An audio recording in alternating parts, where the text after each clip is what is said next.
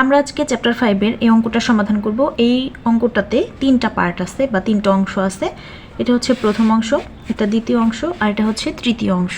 তো প্রথম এবং দ্বিতীয় যে অংশটা আছে এটা হচ্ছে মূলত সংজ্ঞা। তো এটা আমরা ক বিভাগের জন্য যখন পড়ব সেখান থেকে পড়ে নিব।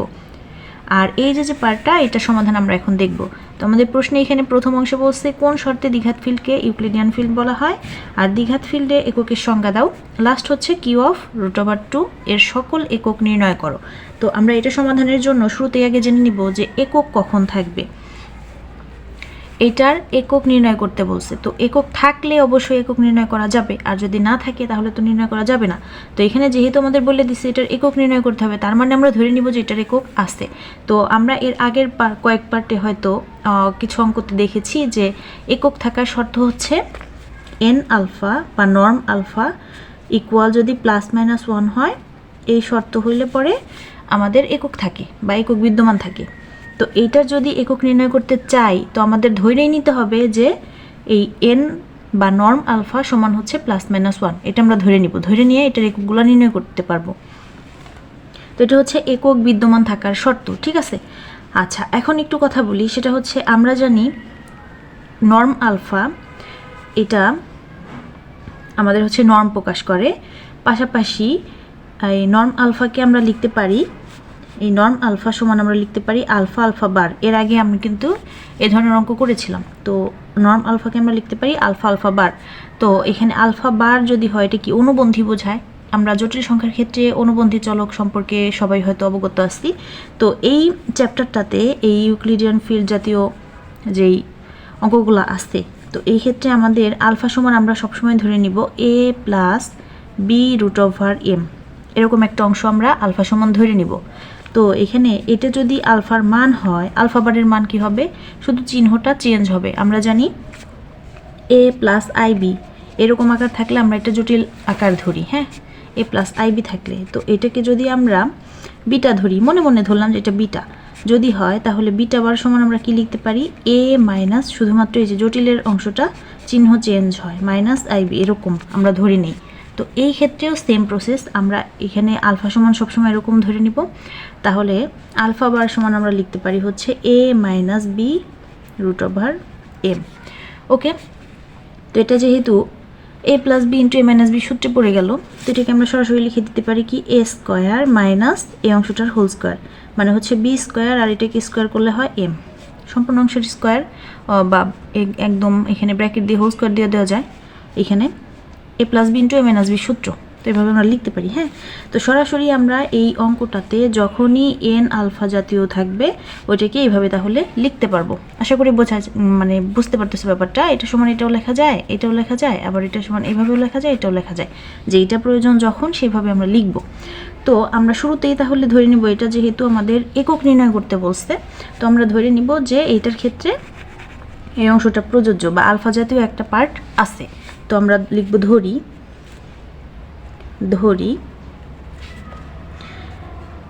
একটি একক আলফা সমান আমরা ধরে নিব হচ্ছে a + a নিলাম, b নিলাম, আর এই যে √m, এখানে √2, মানে m এর জায়গায় কত আছে, 2 আছে। তো আমরা এখানে লিখব হচ্ছে √2, m এর জায়গায় লিখলাম 2, সাথে √, ছিল তাই √2। আশা করি বোঝা গেছে ব্যাপারটা। এই যে এখানে √2, এখানে √2। ওকে, আচ্ছা, একটা একক ধরে নিলাম। তখন যেহেতু এটা একক থাকার শর্ত কি এটা, তো আমরা এই অংশটা এখানে লিখে দিব। এটা কিন্তু আমি রাফ করাইছি, এটা অঙ্কের অংশ না, এটা হচ্ছে অঙ্কের অংশ। তো তখন এন আলফা সমান আমরা লিখতে পারবো +-1, কারণ কি একক হওয়ার শর্ত এটা, যেহেতু এটাকে আমরা একক ধরলাম, তার মানে এই শর্তটা এটা পূরণ করে। আচ্ছা, এখন আমরা কি করব, আলফা সমান যেহেতু এই অংশটা আমরা ধরে নিছি, বা এন বা নর্ম আলফার জায়গায় কি লিখব, এই অংশটা লিখব, ব্র্যাকেটে লিখে দিই যেহেতু প্লাস যুক্ত অংশ আছে। তো a + b√2 সমান আমরা লিখতে পারি কি +-1, এটা লিখতে পারি। আচ্ছা, এখন আমরা এন আলফাকে যদি এটা লিখতে পারি, এই যে এন বা নর্ম আলফাকে যদি এটা লিখতে পারি, নর্ম এটাকে কি লিখতে পারবো, একটু খেয়াল করো। এখানে নর্ম আলফা, এটাকে আমরা লিখতে পারি হচ্ছে এভাবে, যেখানে আলফার মানটা হচ্ছে কি আলফার মান হচ্ছে a plus B root over M, তাহলে এভাবে লিখতে পারি। তাহলে এই অংশটাকেও আমরা কি লিখবো, এখানে একটু রাফ করে দেখাই। এটা আলফা সমান যদি এটা মনে করি, তাহলে এখানে হবে a plus B root over 2 into a minus B root over 2। আশা করি বোঝা যাচ্ছে। তো এটা গুণ করে দিলে, এই যে গুণ করে দেওয়া যায়। তো সেমভাবে এটা এন আলফা সমান আলফা আলফা বার, তো এন এটা সমান কি এটা বার যদি হয় শুধু চিহ্নটা চেঞ্জ হবে, প্লাস আছে মাইনাস হয়ে যাবে, ঠিক আছে? আশা করি বোঝা যাচ্ছে। আচ্ছা, এখন এটা a plus B A minus B সূত্রে পড়লো, তাহলে a square minus B square সাথে যেটার হোল স্কোয়ার, তার মানে হচ্ছে 2টা একদম সামনে দিই, 2b স্কোয়ার। তো এই অংশটা আমরা এখানে সরাসরি লিখে দিব, এটা কিন্তু রাফ করলাম। তো এখানে লিখতে পারি a square minus 2b square সমান হচ্ছে প্লাস মাইনাস 1। তাহলে এটার দুইটা পার্ট আমরা লিখতে পারি। সুতরাং a square minus 2b square সমান হচ্ছে 1 এবং a square minus 2b square সমান হচ্ছে -1। দুইটা মান একবার পজিটিভ নেওয়া হয়েছে, একবার নেগেটিভ নেওয়া হয়েছে। তো আশা করি এই পর্যন্ত বোঝা গেছে। এখানে আমরা কি দুইটা পার্ট পেলাম, এটাকে দিব 1 নং সমীকরণ আর এটাকে দিব আমরা 2 নং সমীকরণ, কারণ আমাদের একক নির্ণয় করতে হবে, বেশ কয়েকটা মানের প্রয়োজন। তো এখন একটা কথা বলি, সেটা হচ্ছে এই সকল একক নির্ণয় করো টাইপের যে অঙ্কগুলো আছে, বেশ কয়েকটা আছে, তো সবগুলোর ক্ষেত্রে সেম প্রসেসেই করতে হবে। আর সবসময়ই আমরা বির মান শুধুমাত্র এই যে আমরা দুইটা সমীকরণ আকার পাবো, সবসময়ই দুইটা সমীকরণ আকার পাবো, এইখানে এ এবং বি জাতীয় থাকবে। তো বির মানটা আমরা সবসময় বির মান ধরবো হচ্ছে 0 অথবা বির মান ধরবো হচ্ছে আমরা +-1। এই তিনটা মান ধরা যাবে, বির মান 0 ধরা যাবে অথবা বির মান +-1 ধরা যাবে, অন্য কোনো কিছু কিন্তু ধরা যাবে না। তো এই মানগুলো ধরে আমরা এই দুইটা সমীকরণ থেকে এর মান নির্ণয় করে নিব, ঠিক আছে? সব সময় হচ্ছে এই সমীকরণ দুইটায় বির মান 0 এবং +-1 ধরে এর মান নির্ণয় করব। তাহলে 1 নং হতে লিখতে পারি, 1 নং হতে আমরা লিখতে পারি, অবশ্যই পূর্ণ সংখ্যার মান আনতে হবে, ঠিক আছে? মানে হচ্ছে 0 +1 -1 +2 -2 এই টাইপের মান আনা যাবে। মানে হচ্ছে রুট ওভারের ভেতরে বা জটিল সংখ্যা আকারে থাকলে ওইটার মান নির্ণয় করা যাবে না, ঠিক আছে? আচ্ছা, যেহেতু একটা কথা রুট ওভারের ব্যাপারটা আসলো, তাহলে আরেকটা কথা বলি। রুট ওভারের ভেতরে মানে হচ্ছে এই যে কিউ এর সাথে ভেতরের অংশটা, ব্র্যাকেটের ভেতরের অংশটা যদি নর্মাল হয়, নর্মাল আকার থাকে, তাহলে এটার মানে অসীম সংখ্যক একক রয়েছে। আর যদি এখানে জটিল আকার থাকে, তাহলে তার সসীম সংখ্যক একক রয়েছে। একক থাকার ক্ষেত্রে কি, যদি এখানে এই অংশটা যদি জটিল আকার হয় তাহলে সসীম সংখ্যক, আর যদি না হয় জটিল আকার, সেক্ষেত্রে অসীম সংখ্যক একক রয়েছে। যেহেতু এখানে এটা কি নর্মাল আকার আছে, এটা কিন্তু জটিল আকার না। জটিল আকার কখন থাকে, যদি রুট ওভারের ভেতরে ঋণাত্মক কোনো মান থাকে, -2 যদি থাকতো, এটা কি, এটা জটিল আকার। এখানে আই মাইনাস মানে হচ্ছে কি আই স্কোয়ার, আমরা জানি সেটা আই স্কোয়ার মানে হচ্ছে মাইনাস। তো যদি এরকম থাকতো তাহলে এটার সসীম সংখ্যক অল্প কিছু সংখ্যক একক থাকতো। আর যেহেতু এটা জটিল আকার না, তার মানে এটার অসীম সংখ্যক একক রয়েছে, ঠিক আছে? এটাও একটু ক্লিয়ার হইতে হবে শুরুতেই। আচ্ছা, এখন আমরা 1 নং সমীকরণে বি সমান যদি 0 বসাই, বি সমান 0 এবং +-1 বসানো যাবে, আমি বলে নিছি আগেই। তো প্রথমে যদি 0 বসাই 1 নং সমীকরণে, এই জায়গায় যদি 0 হয়, পুরোটা 0 হয়ে যাবে, তাহলে a স্কোয়ার সমান হবে 1। a স্কোয়ার সমান যদি 1 হয়, আমি একটু বলি, a স্কোয়ার সমান যদি 1 হয়, তাহলে এর মান কি হবে? এই যে স্কোয়ার উঠাই দিলে কি এখানে +-1 হবে, বোঝা যাচ্ছে আশা করি। স্কোয়ার উঠাই দিলে একটা রুট ওভার আসে, সামনে +- আসে, তো সেই হিসেবে এখানে +-1 আসবে, ঠিক আছে? তো এর মান 0 হলে আমরা কয়টা মান পাবো? বির মান যদি 0 হয় তাহলে এর মান পাবো 2টা। তাহলে আমরা এখানে লিখতে পারি বির মান যদি 0 হয় তাহলে এর মান হবে এ সমান হবে একবার হবে কি +1, আবার বি সমান যদি 0 হয় তাহলে এর মান হবে -1, দুইটা মান হয়। তো যার জন্য এভাবে আমরা ভাঙায় লিখলাম। আচ্ছা 0 গেল। এখন যদি বির মান আমরা +-1 মানে +1 অথবা -1 ধরি তাহলে এটার মান কেমন হয় সেটা একটু দেখি। তো এখানে যদি আমরা +1 ধরি, 1কে স্কোয়ার করলে 1, তার মানে হচ্ছে a² - 2 = 1। এই যেখানে একটু দেখাই, a² - 2 = হবে 1 যদি আমরা 1 ধরি বির মান। আচ্ছা এখন এখানে হবে 1। আচ্ছা তো এখানে a² সমান হবে কি, এটা ওই পাশে চলে যাবে, 1 আসতে এটা ওই পাশে গেলে প্লাস হয়ে যাবে, তাহলে হবে 3। আচ্ছা যদি 3 হয় তাহলে এর মান কত হবে, এর মান হবে +-√3।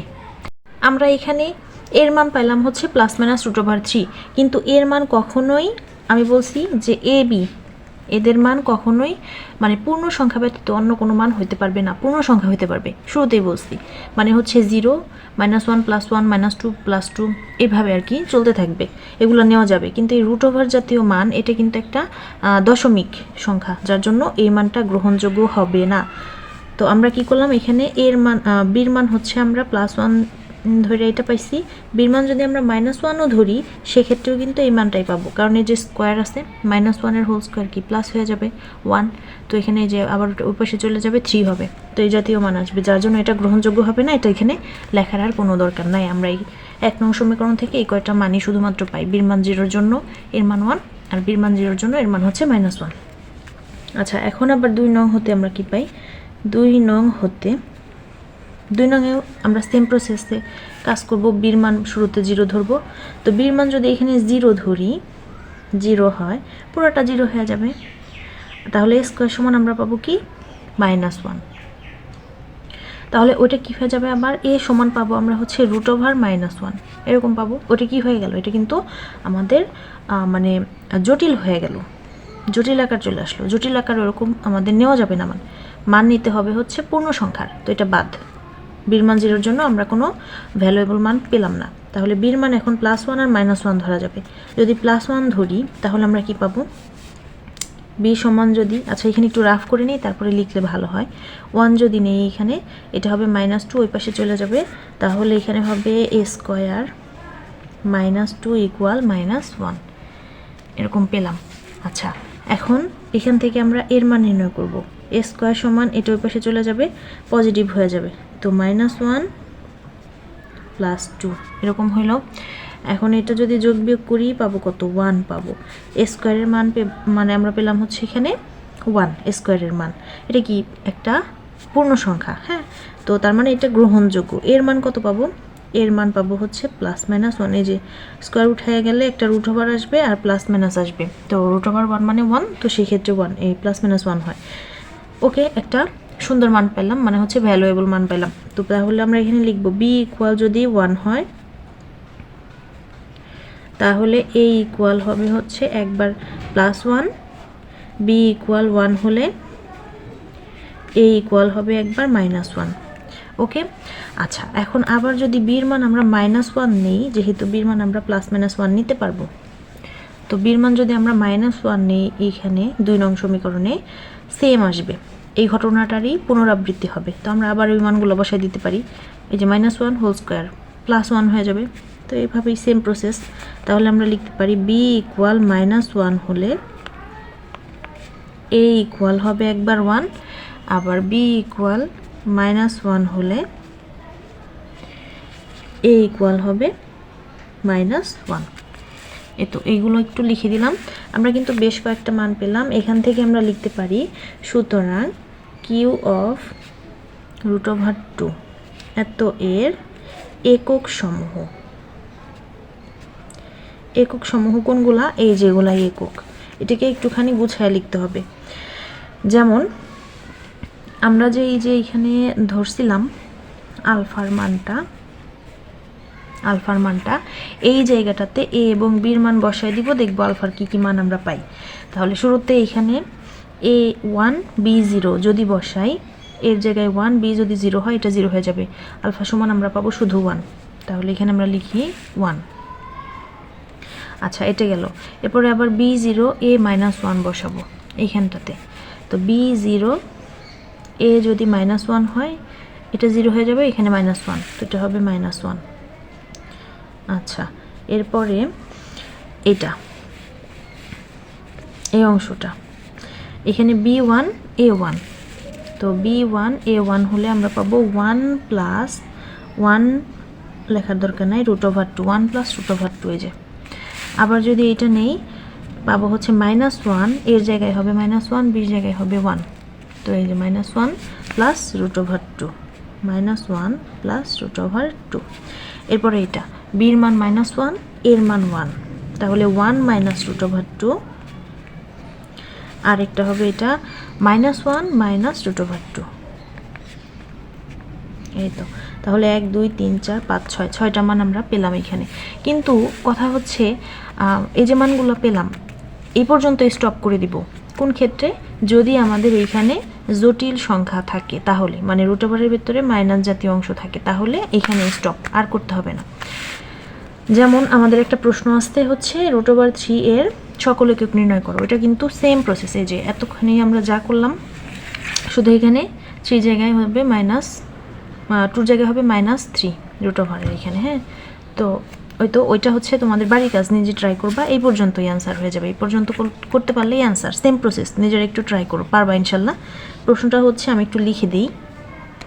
তো এই হচ্ছে এই প্রশ্নটা, এখানে আছে √-3, এটা জটিল অংশ, তো যার জন্য এটার মানে সমাধান প্রসেস আগেরটার মতোই, যে পর্যন্ত এখন করেছি আগেরটায় ওই পর্যন্তই অ্যান্সার।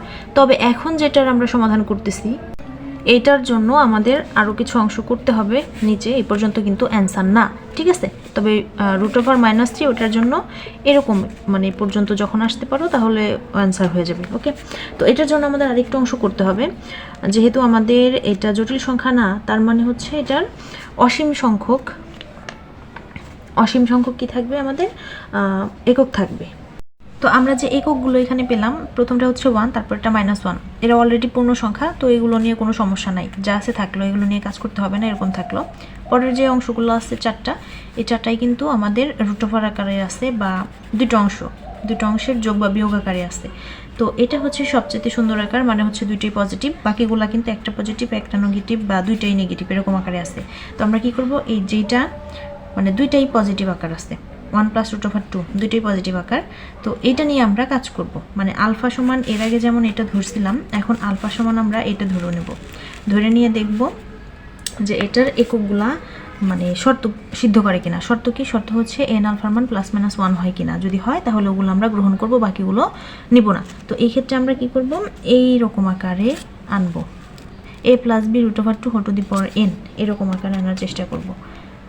তো এখানে শুরুতে আমরা লিখব যে ধরি আলফা সমান পজিটিভটা 1 প্লাস √2। এটার জন্য আমরা পরীক্ষা করে দেখব। কি পরীক্ষা? সেটা হচ্ছে আমরা a plus √2 into b whole to the power n, n এর মান এখানে 0, পজিটিভ বা নেগেটিভ 3 কোয়ালিটির মান নিয়ে দেখব কি হয়, মানে n আলফার মান কি হয় বা নর্মাল আলফার মান কি হয়। n এর জায়গায় আমরা 0 বসাইতে পারবো, পজিটিভ বসাইতে পারবো, নেগেটিভ বসাইতে পারবো। তো প্রথমে n এর জায়গায় যদি 0 বসাই, তাহলে এটা হচ্ছে এরকম আকার। তাহলে এখানে আমরা যদি লিখি যে আলফার পাওয়ার 0 লিখতে পারি। তো আলফার পাওয়ার 0 যদি হয় তাহলে কি, আলফার মানে এটার পাওয়ারও 0 হয়ে যাবে, 1 প্লাস √2 এর পাওয়ার হবে 0। আমরা জানি কোনো কিছুর পাওয়ার 0 মানে হচ্ছে কি 1। ওকে, আচ্ছা, এখন এটাকে আমরা দুইটা অংশ লিখতে পারি, কীরকম? 1 প্লাস 0 ইন্টু √2 এরকম লিখতে পারি, 1 প্লাস 0 ইন্টু √2 এরকম লিখতে পারি। হ্যাঁ, তো এইভাবে লিখলাম। 0 সাথে গুণ করলে এটা তো 0 হয়ে যায় সম্পূর্ণটা, সেই 1ই কিন্তু থাকে। এটার মান কোনো কিছুর পাওয়ার 0 মানে 1, এইভাবে লিখলাম। আচ্ছা, এখন এটাকে সুতরাং n আলফা বা নর্ম আলফা 0 এটা সমান আমরা কি পাবো? আমরা জানি নর্ম আলফা সমান হচ্ছে a square minus b square into m, এটা আমরা জানি, এর আগে আমরা করছিলাম এরকম অঙ্ক, তো সেখান থেকে আমরা জানি। তাহলে এখন এইটা নর্ম আলফা 0, এটার মান a স্কোয়ার, এর জায়গায় আছে কি 1, তাহলে 1 এর স্কোয়ার মাইনাস b স্কোয়ার, বির জায়গায় আছে কি 0, 0 সাথে যাই গুণ করি 0 হয়ে যাবে, লেখার দরকার নাই, 1 এর স্কোয়ার মানে হচ্ছে 1 হয়ে গেল। এরপরে হচ্ছে আলফার মান যদি 1 ধরি তাহলে কি হবে, 1 প্লাস √2 ইন্টু 1, তো এটার মানে হচ্ছে 1 প্লাস √2। সুতরাং n আলফার পাওয়ার 1 সমান আমরা কি পাবো, এই অংশটাতে এর জায়গায় কত আছে 1 আছে, তো 1 এর স্কোয়ার মানে 1 মাইনাস বির জায়গায় এখানে কত আছে 1 আছে, তাহলে বি স্কোয়ার মানে 1 এর স্কোয়ার মানে 1, হ্যাঁ লেখার দরকার নাই। এম এর জায়গায় কত আছে 2, তো 1 × 2 এভাবে আমরা লিখতে পারি। আচ্ছা সমান কত পাই, এখানে পাবো আমরা -1। তো এই যে মানগুলো এরা কিন্তু +-1 এর মতোই, এটা +1 এটা -1, ঠিক আছে, মানে n আলফা বা নর্ম আলফা সমান +-1 হতে হবে একক থাকার জন্য, সেই শর্ত এরা সিদ্ধ করতেছে।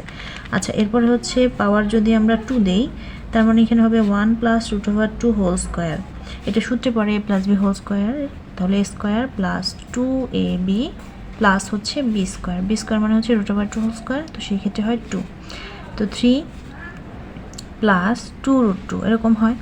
আচ্ছা সুতরাং নর্ম অফ আলফা স্কোয়ার সমান আমরা লিখতে পারি কি a স্কোয়ার বলতে এখানে 3 স্কোয়ার মাইনাস বি স্কোয়ার মানে 2 স্কোয়ার, আর এম মানে এখানে 2 × 2 সমান এখানে 3 × 3 = 9 মাইনাস 2 × 2 = 4, 4 × 2 = 8, 9 থেকে 8 বিয়োগ করলে হয় 1। এই তো এভাবে চলতে থাকবে, এগুলো আর করার দরকার নাই। তার মানে বোঝা যাচ্ছে সবগুলোই সেম হবে, 1 এবং -1 এর মধ্যবর্তী হবে, আর করার দরকার নাই। এখন আমরা নেগেটিভ মান নেব, তাহলে আলফার পাওয়ার যদি -1 হয় তাহলে আমরা পাবো 1 + √2, এই যে ইনভার্স, আমরা জানি ইনভার্স মানে 1/1 + √2 এরকম।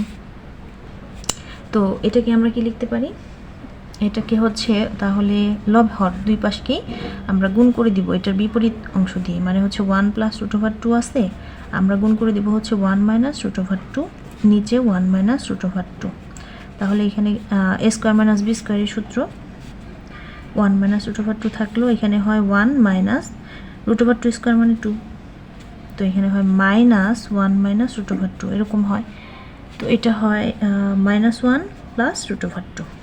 সুতরাং n আলফা ইনভার্স সমান কত হবে, -1 এর স্কোয়ার মাইনাস 1 এর স্কোয়ার × 2, 1 -1 কে স্কোয়ার করলে হয় 1 -2 ইকুয়াল হবে -1। আবার এখানে আর করলে করা যায়, না করলেও অসুবিধা নাই, মানে এই পর্যন্ত রাখলেও আমার মনে হয় এনাফ, দরকার নাই সবগুলোর ক্ষেত্রে 1 আর -1 আসতেছে মান, হ্যাঁ। তো সুতরাং আমরা বলতে পারবো যে সুতরাং alpha to the power n, আচ্ছা plus minus alpha to the power n হচ্ছে কিউ অফ √2 এর একক,